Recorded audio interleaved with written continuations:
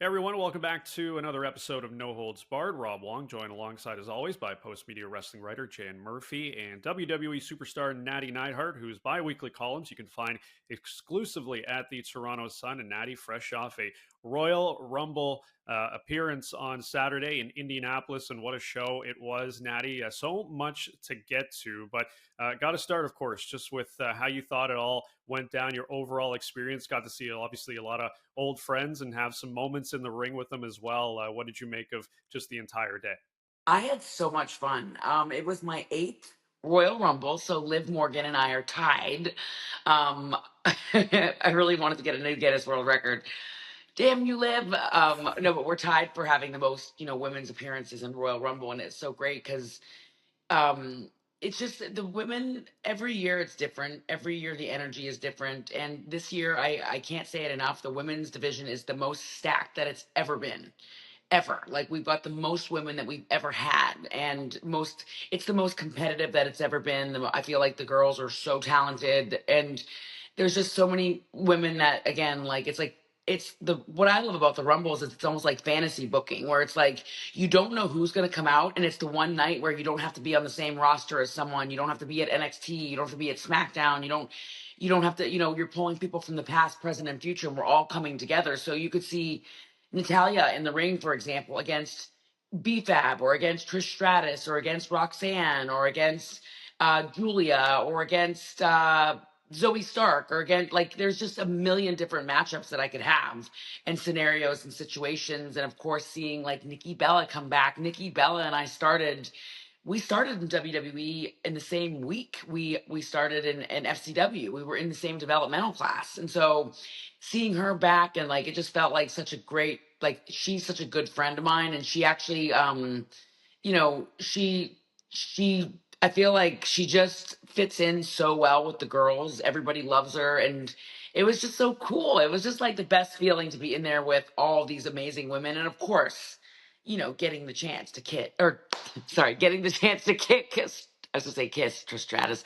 I'm not Mickey James. I'm joking. Getting the chance to kick Trish's ass was so cool. And by the way, she kicked my ass. But she did, and I was like, listen, it's Trish. Go ahead and kick my ass. I'm totally fine with it. But she was so fun to work with. So that was like the icing on the cake.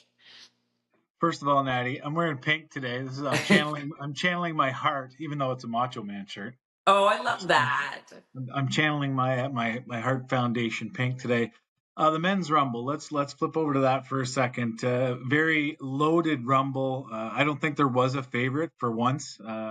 There's always a favorite going into the rumble, but the way they had stacked the lineup in that, we didn't even see a legend in the men's rumble. That's how talented and deep the roster is right Right. now in WWE. Jey Uso, I don't think anyone picked Jey Uso. If you picked Jey Uso, you were betting against the house because there were too many other favorites in that rumble. But what a moment for a guy who really scratched his way from tag team wrestling up into the independents, and now is the most over guy on the roster in Right. terms of how the fans respond. What Tell I mean, it's that's the thing with like Jay is that Jay is such a good friend of mine, and again somebody that like when Jay started his career it was against the Hart Dynasty. So Jimmy and Jay, we were their first feud in WWE. We were their first rivalry.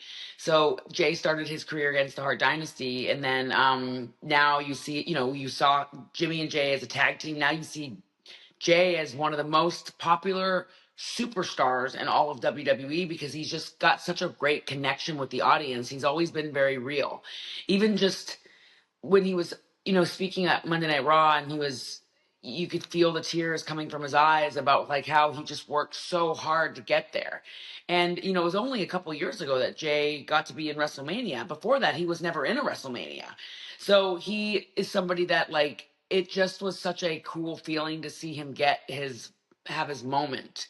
And I want to like it's just he's a really good person. On top of being an awesome competitor in the ring and having this special connection with the audience, Jay is just a really really good person. He's a really decent human, and you can feel that like he's been struggling and fighting and pushing through, and he's been really a unsung backbone in the men's division for quite some time now. I know his brother had been working through some injuries and stuff like that, but circumstances brought him to this point, and it's his time. And everybody is coming together in the same way that people came together for Kofi, in the same way that people came together for Daniel Bryan. They're coming together for Jay, and it's a really good feeling. It gives me like goosebumps talking about it, because he really, really deserves it. It's his time. Strictly observational too. Very difficult to have two good guys finish a rumble and not have the crowd kind of turn, right? Like you throw John Cena over, the guy that is coming back, and everybody's, oh, like, I love John Cena, we love John Cena. Two good guys finishing, and yet Jay gets the reception in spite of that. Well, and I think that like the thing with John Cena is that everybody just respects him so much. He's the ultimate legend right now in WWE. He's just so beloved and so just he's John Cena, you know what I mean? But at the same time, like the one thing I've always known about John Cena from working with him, and when I first started in WWE, John Cena was there, and he's always been like the staple in WWE, but he always gives back. He always, always, always gives back. He always does the right thing. And so that was like that, like he was sort of passing on a little bit of a torch, I felt, to Jay and saying, like, hey, I've always believed in you. And you could kind of feel that special moment between the two of them. And it shows you like what a great person that Cena is also, because Cena's always willing to do what's best for business. And that's why people respect him so much. But he also, like, I felt like internally he was like, it's Jay's time.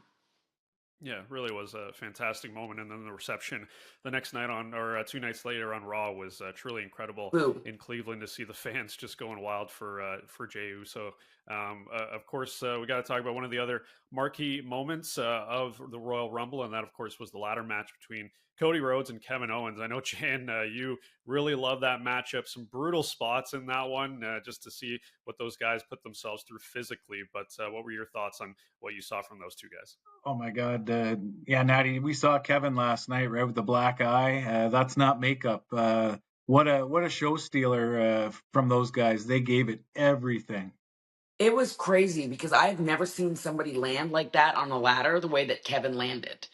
I couldn't believe it. I thought, like, we saw the week before, we saw JD Michaels, that big bump that he took on the table. Then we see Kevin Owens landing on a ladder, and it was just crazy. It was just complete mayhem.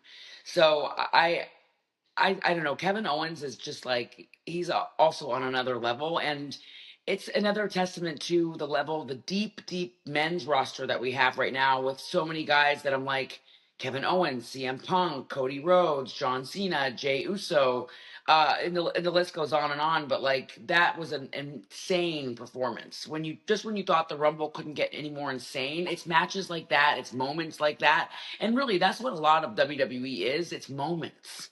It's the moments that you might not remember an entire match bell to bell, but you remember those moments. And that Kevin Owens and Cody Rhodes sure knew how to create a moment.